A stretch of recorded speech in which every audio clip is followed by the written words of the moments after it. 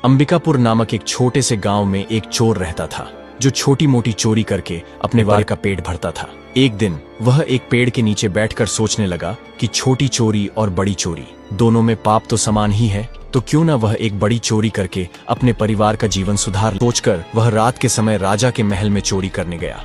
रस्सी के सहारे ऊपर चढ़कर वह खजाने के कमरे तक पहुंचा, लेकिन वहां उसने देखा कि दो सैनिक पहरा दे रहे थे। उनके हाथ में चमचमाती तलवारें देखकर वह डर गया और भागने लगा। तभी उसने सोचा कि जब इतनी मेहनत करके महल तक आ ही गया हूं तो कुछ न कुछ लेकर ही जाऊं। वह चुपचाप राजा के शयन कक्ष की ओर बढ़ा ताकि राजा के वस्त्र पहनकर सैनिकों को धोखा देकर खजाना चुरा सके। लेकिन जैसे ही उसने पर्दा हटाया, उसकी आंखें फटी की फटी रह गई। राजा गहरी नींद में सो रहा था और महारानी निर्वस्त्र खड़ी थी। यह देखकर चोर घबरा गया और तुरंत पर्दा वापस डालकर पलटने लगा। तभी अचानक उसके पैर से टकराकर एक पानी का जग नीचे गिर गया। आवाज सुनकर महारानी हाथ में तलवार लिए बाहर आ गईं। उन्होंने चोर की गर्दन पर तलवार रखी और कड़क आवाज में बोली, कौन हो तुम और यहाँ क्या करने आए हो? यदि सच नहीं बताया तो अभी सिर धड़ से अलग कर दूंगी। चोर भयभीत होकर महारानी के पैरों में गिर पड़ा और गिड़गिड़ाने लगा, रानी साहिबा, मैं एक गरीब चोर हूँ। मेरी मजबूरी मुझे यहाँ तक ले आई।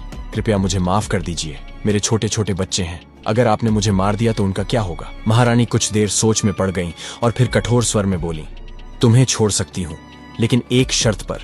तुम्हें मेरे साथ एक रात बितानी होगी। गया कांपती आवाज में बोला, महारानी, आप एक राजमहल की रानी हैं और मैं एक साधारण चोर। मैं यह कैसे कर सकता हूँ? महारानी तलवार और करीब ले आई।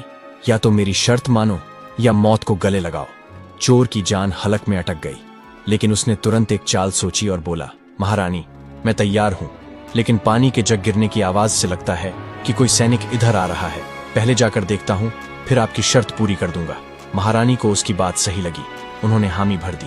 चोर तुरंत वहां से भागा और जैसे ही महल के मुख्य द्वार पर पहुंचा, उसे सेनापति ने पकड़ लिया। सेनापति ने सख्ती से पूछा, बता, तूने क्या चुराया है? डर के मारे चोर ने सच उगल दिया, मैं चोरी करने आया था, लेकिन महारानी ने मुझे पकड़ लिया और अपने साथ रात बिताने का आदेश दिया। सेनापति को यह सुनकर हैरानी हुई।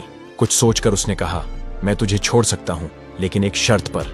महारानी से कहो कि राजा को मार दे। चोर को लगा कि यह और बड़ी मुसीबत में फंस गया, लेकिन बचने का और कोई रास्ता न देख उसने हामी भर दी और वापस महारानी के पास पहुंचा। महारानी, मैं आपकी शर्त मानने के लिए तैयार हूं, लेकिन अगर राजा उठ गए तो हमें मार देंगे, इसलिए बेहतर होगा कि आप राजा को मार दें। वासना की आग में जल रही महारानी ने बिना कुछ सोचे समझे अपनी तलवार उठाई और राजा का गला काट दिया।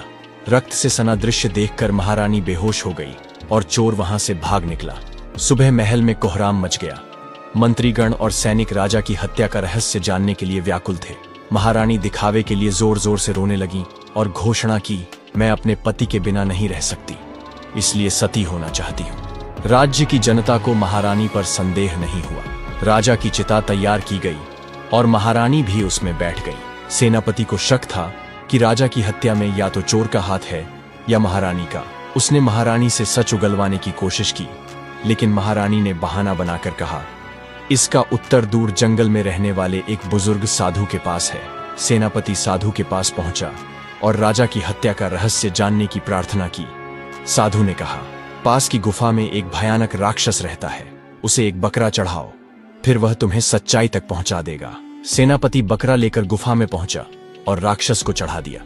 राक्षस उसे एक रहस्यमयी महल में छोड़ आया। वहां एक सुंदर स्त्री मिली जो वास्तव में एक राक्षस कन्या थी। उसने सेनापति को अपने महल में रखा और रात में उससे संबंध बनाए। जब उसका पिता आया तो उसने सेनापति को मकड़ी में बदल दिया और दीवार पर चिपका दिया।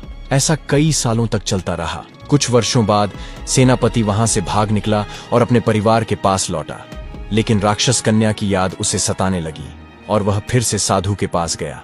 अब तुम्हें बकरा नहीं बल्कि अपने पुत्र की बलि देनी होगी। वासना के वशीभूत सेनापति अपने ही बेटे को बलि चढ़ाने के लिए तैयार हो गया, लेकिन तभी साधु ने उसका हाथ पकड़कर कहा, यह तुम्हारे सवाल का उत्तर था। राजा को न चोर ने मारा न महारानी ने, उसे वासना ने मारा।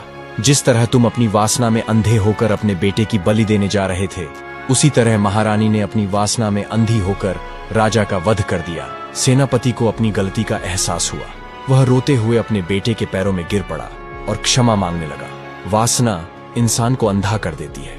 सही गलत का भान मिट जाता है और वह अपने ही परिवार, समाज और स्वयं को नष्ट करने पर उतारू हो जाता है। यह कहानी हमें सिखाती है कि यदि हम अपने जीवन में वासना पर नियंत्रण नहीं रखते तो उसका परिणाम केवल विनाश होता है। यदि कहानी अच्छी लगी तो अपने विचार कमेंट में जरूर बताइए।